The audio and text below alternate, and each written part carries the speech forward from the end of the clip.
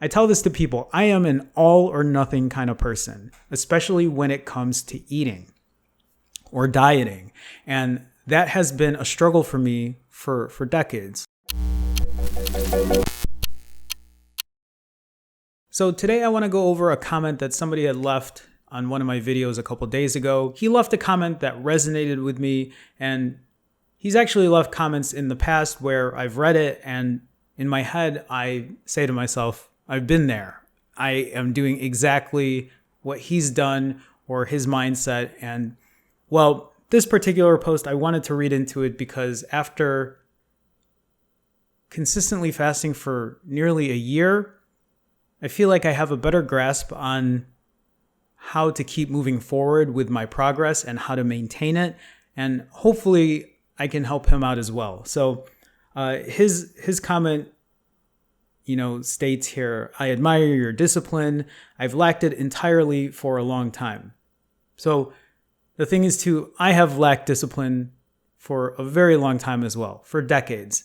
And usually what happens is I'll have that dedication, I'll have that discipline for a couple of days or a couple of weeks, or sometimes if I'm lucky, a couple of months, and maybe 1 or 2 months at most, maybe 3.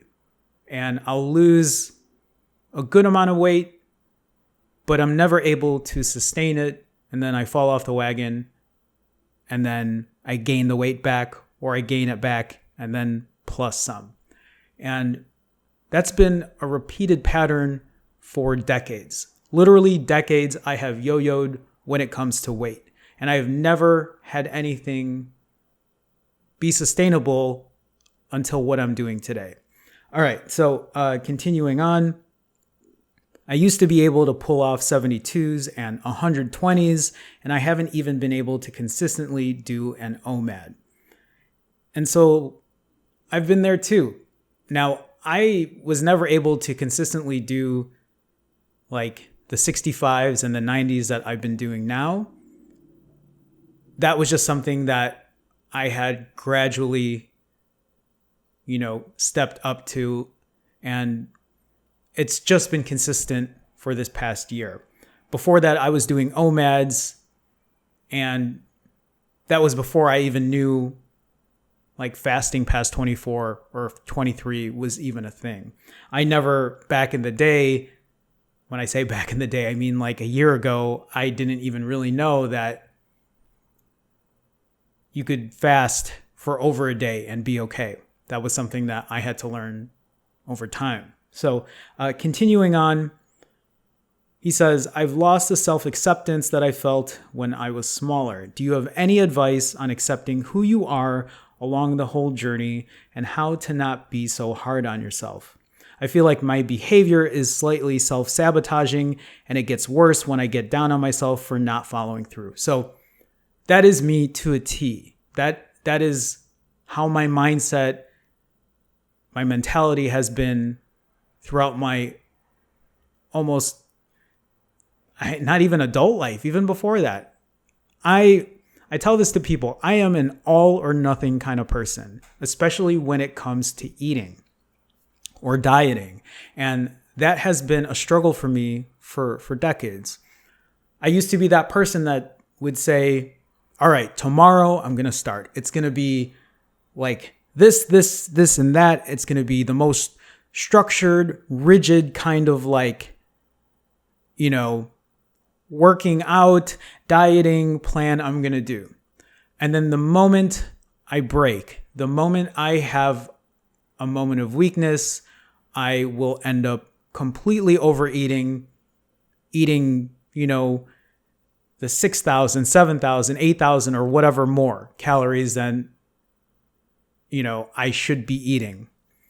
And then after I finish, I'm like, okay, tomorrow. We start again tomorrow. We're going to do it. We're going to do it.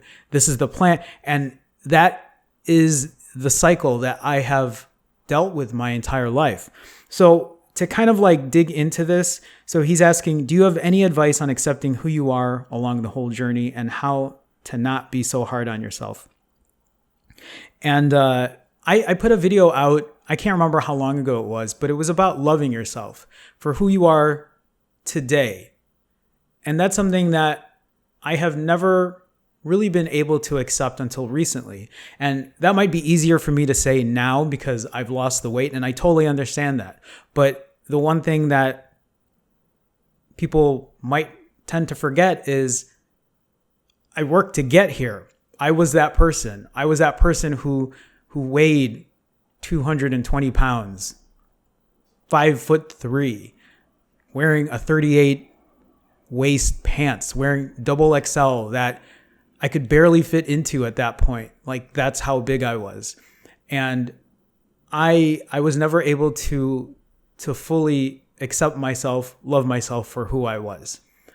And if I could turn a lot of that back, I would have given myself more time to really appreciate, I guess, everything about myself. Yes, it's definitely hard to look in the mirror back then. It's still hard for me to look in the mirror today. I still have a lot of issues when it comes to that. I'm very insecure still. I know my faults. I deal with it all the time. But the one thing that I told myself today or recently when I look back is I should have never doubted myself in terms of my confidence, my self-confidence, my creativity, where I could have gone in life, because it didn't matter how big I was, right? It didn't matter what size pants I wore or, how I fit into a shirt or whatever. Those are things that I can and I have eventually worked on. But back then, I should have never let that curtail who I was as a person and how I presented myself.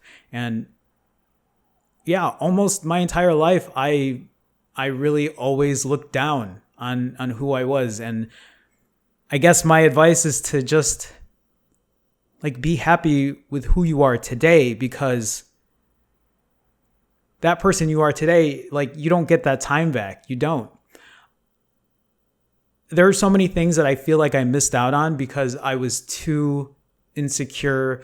I wasn't self-confident enough to really push myself to where I'm pushing myself today. I'm doing things today that I would have never done a year ago, 2 years ago, 5 years ago, so on and so forth. And I do that because, I feel better about myself today. But when I think about the things I'm doing right now, I could have done that a year ago. I could have done that at 220 pounds.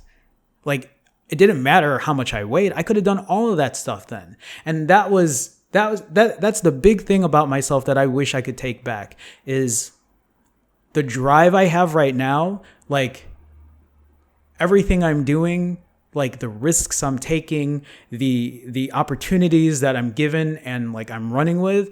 Those are things that I had the opportunity to do before. And a lot of times I doubted myself. So please, if I can recommend anything, do not doubt who you are, what you're capable of, and what you can accomplish. Because if you don't even take the risk because you are you're having trouble with your self-worth and how you're feeling, you're never going to get to see those results. The one thing I've learned is making these mistakes, everything I've done, even the past, even when I look back at my regrets, I still look at it as growth. That was an opportunity for growth. I feel like my behavior is slightly self-sabotaging, and it gets worse when I get down on myself for not following through. And that's me. And the way for my self-sabotaging was to just eat everything.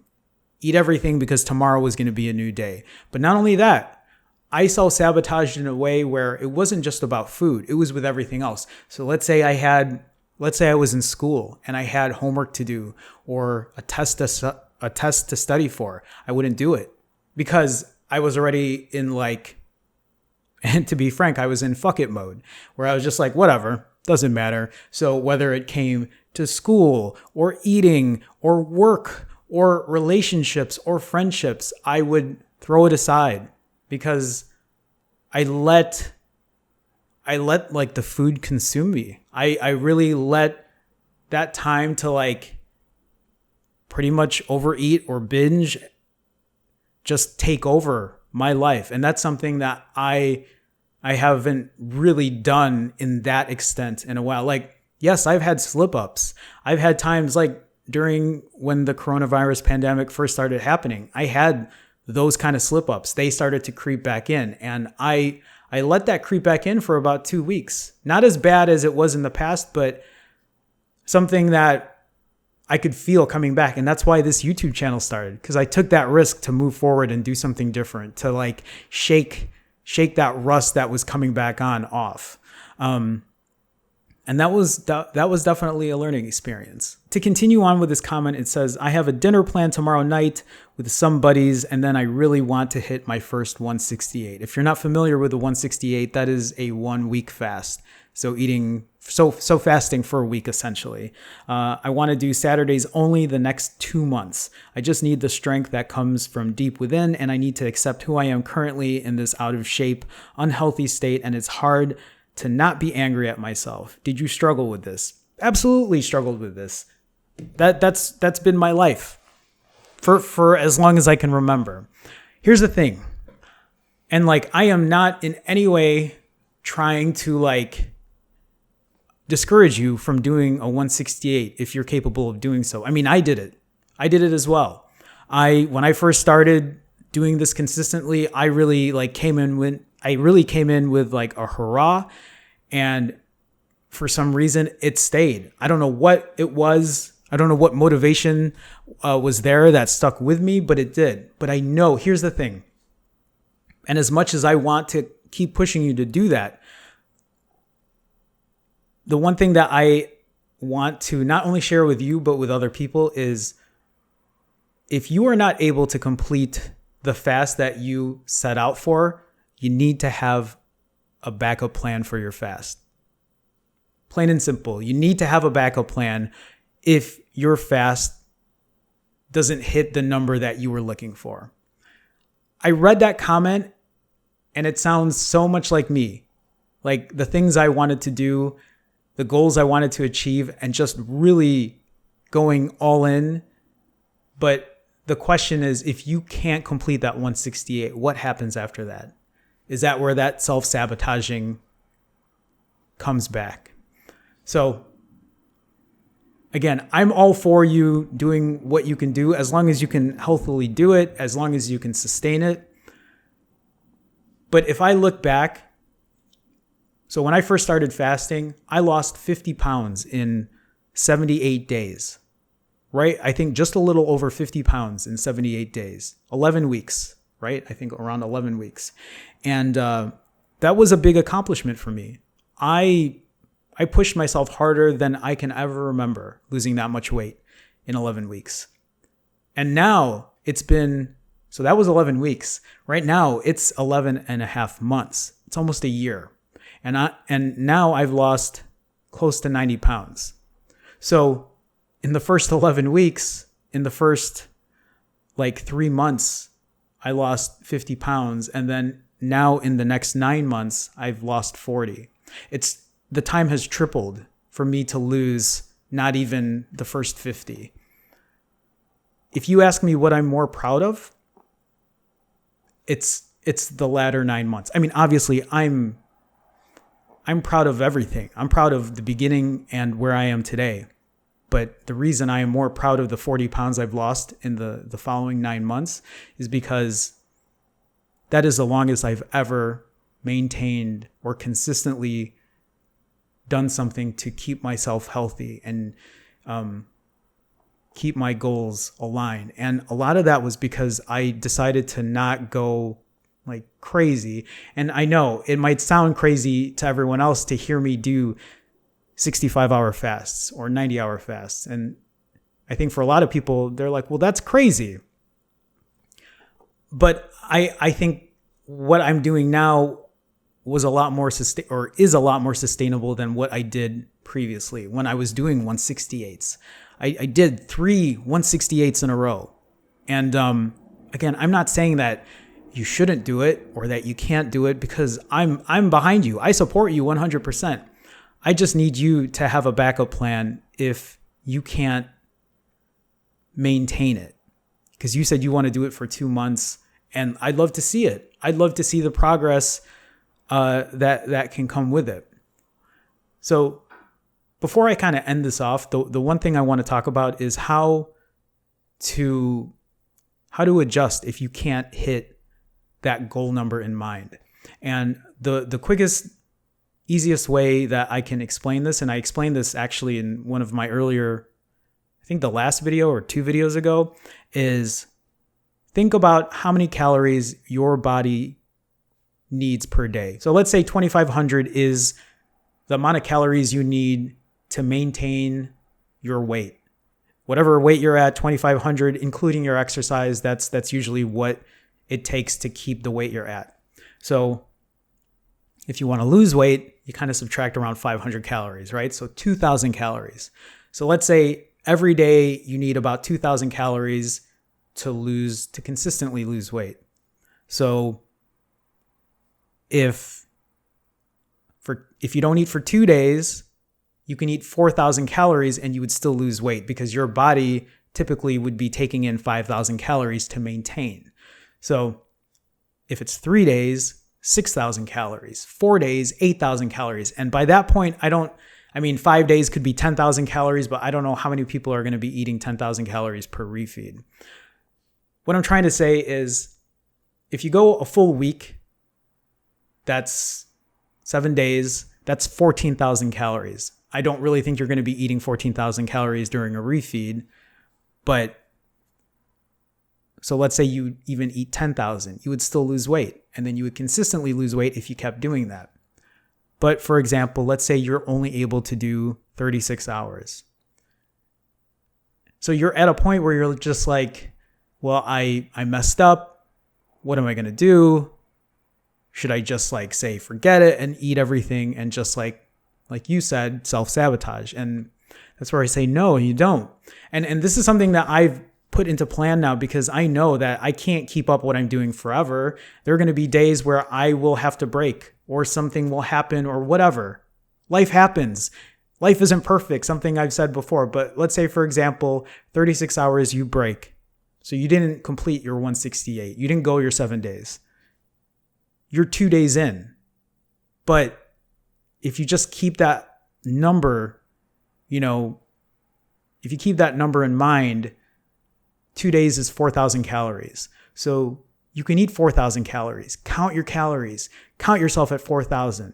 And then after you eat your 4,000, you're still at a caloric deficit. And then you can start again and try your 168. Or if that 168 is too much, you can say, okay, let's do a 90 or a 115 or whatever that number is.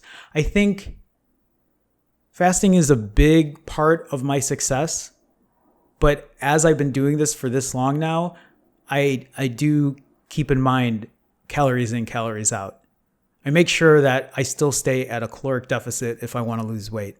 I know because I've done it for 2+ months that eating at around 6,500 calories maintains my weight because I refeed every 65 hours, every 3 days. Because 2,200 calories is about my caloric intake.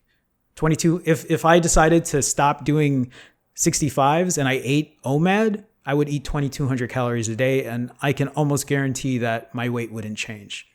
I don't want to do that because I don't know if I can eat 2,200 without overeating, but that's for another day. Anyway, I know this is really long and drawn out, but I say it because I care.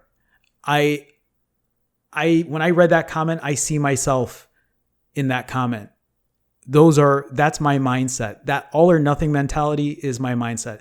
I'm not saying that that's how you're thinking, but I've read some of your other comments and I know how it can be, because this isn't the first time that you were going to try and then, and I'm not trying to put you down at all. I'm just saying I can relate. I've been there and I want to see you succeed. So even if you can't do that, even if you just cut your caloric intake by a little bit and you lose, and I say this to people too, if you lose half a pound a week, that's 26 pounds in a year. If you lose 1 pound a week, that's 52 pounds in a year.